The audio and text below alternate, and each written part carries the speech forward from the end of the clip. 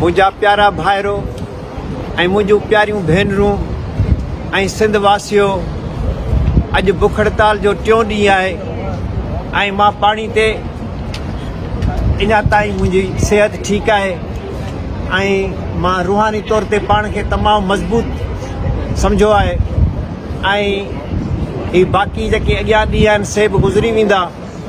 मुंहिंजी ही बुख हड़ताल उहे सिंध जा मिसकीन माण्हू, ग़रीब माण्हू जेके महीननि खां पंहिंजो गुरबत में, बुख जी बदहाली में उते जेके ॾींहं पिया गुज़ारीनि, मच्छरनि में, गंदे पाणी में, उन्हनि जे अॻियां ही सिंध जे बुख हड़ताल कुझु बि एॾी वॾी अहमियत नथी रखे, छाकाणि त मां पाण इहा महसूसु कंदो पियो अचां त उन्हनि खे हिकिड़ी अहिड़ी हालत में रखियो वियो आहे त उहे सिर्फ़ु ऐं सिर्फ़ु पिनण ते ऐं गुज़र सफ़र ते पंहिंजो गुज़र करे सघनि, पर उहो बि उन्हनि खे नथो पियो ॾिनो वञे।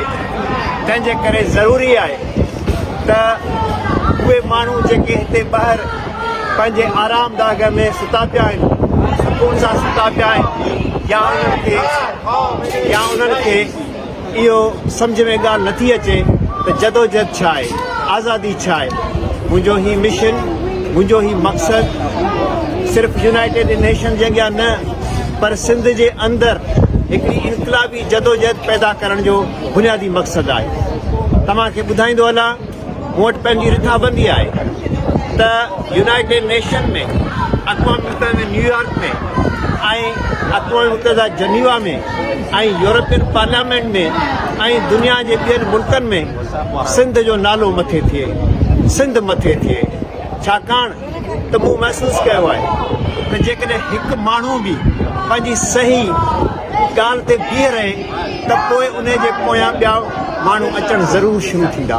अॼु मुंहिंजो दोस्त डॉक्टर अहमदानी साहब उतां एटलांटा मां आया आहिनि, जेके मूंखे सदाईं दुख सुख में मदद कंदा रहिया आहिनि। डॉक्टर अहमदानी साहब पहिरियां माण्हू हुआ जेके मूंखे हिते अमेरिका में जिन मदद कई। 28 साल अॻु में आउं जलावतन थी हिते आयुसि, 28 साल मूंखे हिते थी विया आहिनि, 28 साल जो हुअसि ऐं 28 साल हिते थी विया आहिनि। बाक़ी जेके ॾींहं आहिनि उहे मुंहिंजा सिंध जे लाइ हूंदा, सिंध जी आज़ादी जे लाइ हूंदा ऐं मूंखे सिंध खे इहो ई पैगाम ॾियणो आहे त जीअं डॉक्टर अहमदानी साहब असांजी अदी रज़िया सुल्ताना जोड़नि जो जीअं अॼु गॾु बीठा आहिनि, त इहो ज़रूरी आहे त ॿिया दोस्त, ॿिया साथी बि ईअं अची असां सां गॾु बीहनि। छाकाणि त जॾहिं असीं मज़बूती सां गॾु बीहंदासीं, पाण में हिकु हूंदासीं, त सिंध जी ॻाल्हि जो, सिंध जी आज़ादी जो पैगाम, सिंधियुनि जो नालो जेको आहे सो मथे थींदो। ऐं मूंखे उमेदु आहे त ॿिया जेके नौजवान आहिनि सिंध में, उहे हिन ॻाल्हि खे अॻिते वठी हलंदा त जीअं माण्हुनि में सुजाॻी अचे, माण्हुनि में हिमत पैदा थिए, माण्हू सिर्फ़ु देॻिरियूं खणी पिननि न, पर उहे आज़ादी जे लाइ अॻियां निकिरनि, आज़ादी जो झंडो खणी अॻियां बीहनि। तॾहिं असीं पंहिंजो सिंध हासिलु कंदासीं, तॾहिं सिंध पाण जी फतह माणींदी ऐं यकीन ॼाणो त पाण ज़रूरु कामयाबु थींदासीं। आख़िरी फतह सिंध जी ई थींदी, इहो यकीन करे हलो। G S.